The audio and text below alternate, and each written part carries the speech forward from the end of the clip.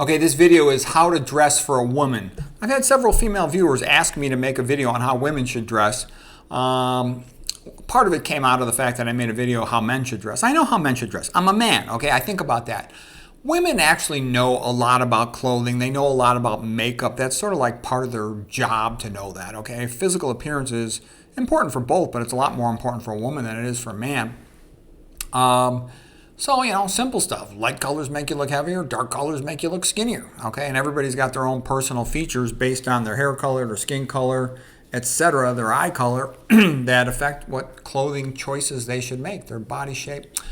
I think a big part of it is you just decide what your goals are. If your goals are to be professional and respected, then dress like professional and respected people. Dress like a female news anchor lady. You keep most of your body covered in professional looking clothes, a little suit jacket and a light shirt, a long dress, etc., etc. If you just want to look sexy, so to speak, that's not necessarily a good strategy. You activate a man's lust. A man wanting to bonk you, having you in his bed, is not the same thing as wanting you to be a girlfriend or a wife. They're actually relatively different. So looking real sexy, just makes them want to have you for one night.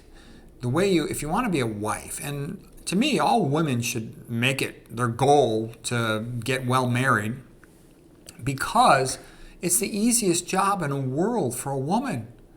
You get all this money and all you got to do is, have a couple kids and run the house, okay? I mean, you're protected from the outside world. The outside world's kind of brutal and you're protected from it by doing that. And that's what's a little bit funny almost, is all she's got to do is be a good wife and she's set for life versus, the academic world. It's a long haul. I know lots of pretty female doctors that forgot to get married and have kids. They're like in their 40s now. They're probably never going to have a kid. So what makes a man want to marry you? A man has to feel that he could trust you. If he thinks you're just going to cheat on him, then you're a bad choice. So you want to be modest. You want to not dress sleazy. You want to not talk so much. Men, we don't say this to women to their faces, but we think they talk way too much, man. Girlfriends and wives, man, they don't shut up. Because, man, we don't like to talk that much. We got stuff to do. I mean, some things, of course, we need to talk about, but we don't talk about our emotions so much. We deal with our emotions. We don't talk about them. Things you got to know as a wife. You got to know how to cook. You got to tell him you want to have kids. If you're not going to have kids, why should he marry you? Then you got to pay all that money. You're not going to get any kids out of it. Don't try to compete with the man. Try to find that you guys do something different, because usually the woman's choosing the man for competence. He's choosing her because he's attracted and likes her. So he's almost always more competent than her. And then she'll want to compete with him, but she can't. So she starts having an emotional hissy fit. What good is that? He wants her to be skinny. Okay, let's talk about red flags. If she's wearing a tattoo, bad. That's a tramp stamp. And especially if she shows off the tattoo. That's a major red flag. That's an automatic no.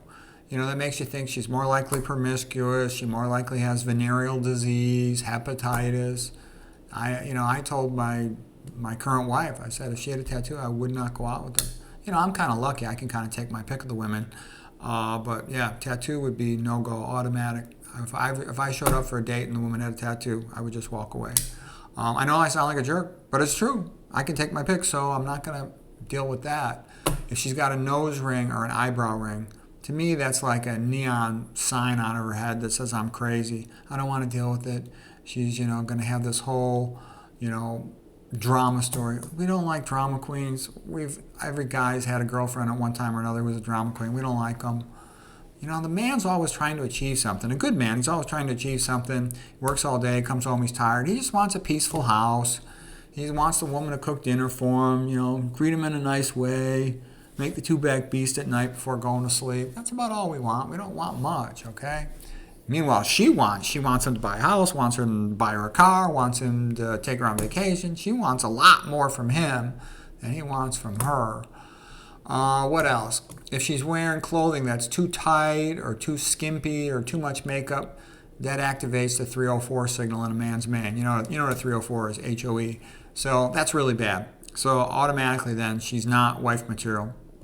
She's just either, bonk, one night stand, brief girlfriend, situationship, or something like that, but she's not wife material. Because, why get involved with a woman who's just going to cheat on you? It's going to cause all these problems. And I realize men aren't that good of a judge, and women are good at playing games, especially, for like about 6 months. So one rule of thumb is don't ever consider getting, first of all, you don't need to get married most of the time. But if you're going to get married, there's special situations where you do want to get married. And I am married. I've been married twice. But otherwise, if she's looking sleazy, you don't want to marry her. If she's too loud, emotional, dramatic, you don't want to marry her. Okay, so you don't even want to be her to be your girlfriend. Okay, run in the opposite direction. If she's a feminist, says I'm a feminist, run in the opposite direction.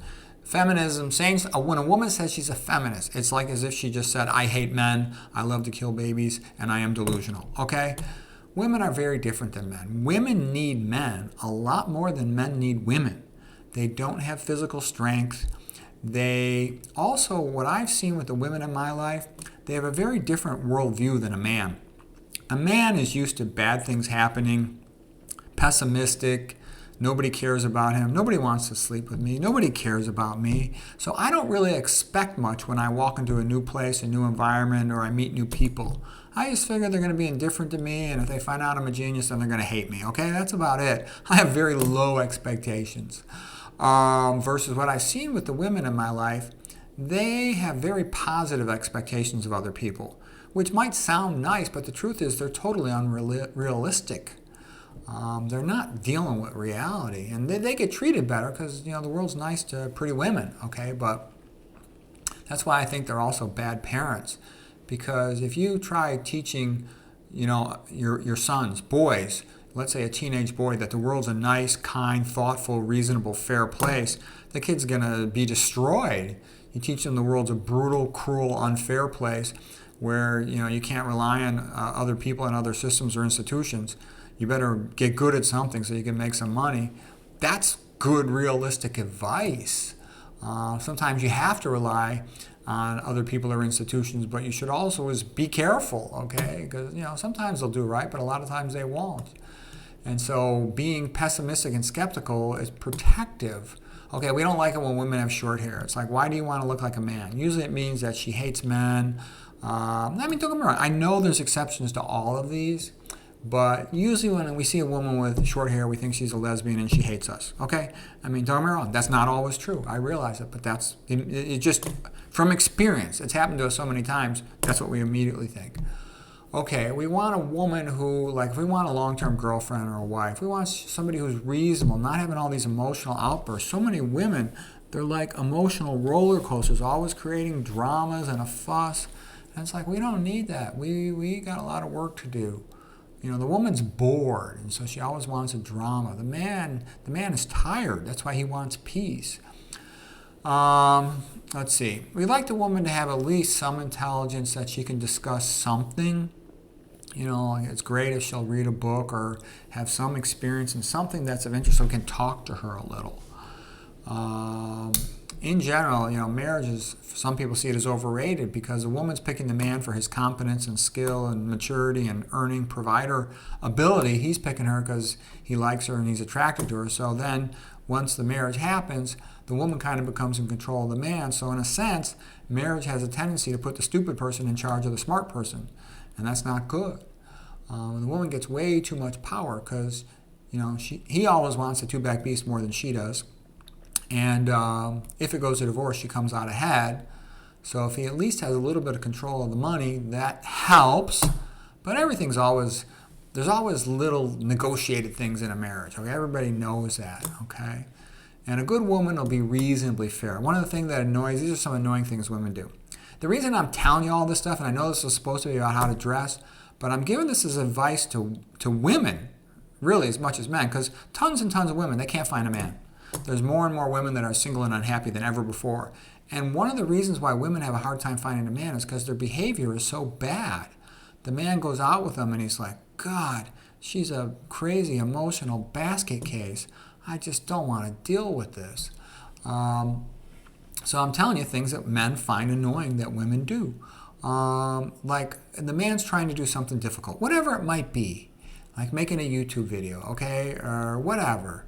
And the woman keeps asking him inane, trivial, distracting questions. Like, where should we go next winter for vacation? He's like, why do I care what we're going to be doing, 7 months from now when I got to deal with something right now? Why would you ask me that? Leave me alone. Okay, the man has a long day at work, and he's got work that he brings home that he has to finish for his job. And the woman starts asking him all these random, open-ended emotional questions. Are you happy? Are you glad we live here? And he's like, I got work to do. I don't got time for this nonsense. And I think the reason a lot of this happens is, up until the 1960s with birth control, women used to have like 10 or 15 kids, so they were busy all day long and they didn't annoy their husbands. Nowadays, women have only 1 or 2 kids, so they're bored and they're running around. They're always talking about their feelings. And then the next thing they do is they start talking to their dog like it's their kid because they got all this excess maternal energy. They don't know what to do with it. And then they look surprised when the man isn't behaving like the same way they do. Okay, the next thing is if the man's listening to an audiobook, then let him listen to the audiobook. Don't interrupt him with random, inane questions. Okay, let him enjoy his book. He actually wants to listen to the book. Another thing, if the man and the woman are watching a movie, then watch the movie. Don't start talking during the movie. The reason this causes problems in relationships is the man wants to watch the movie. He's watching the movie because he wants to watch the movie.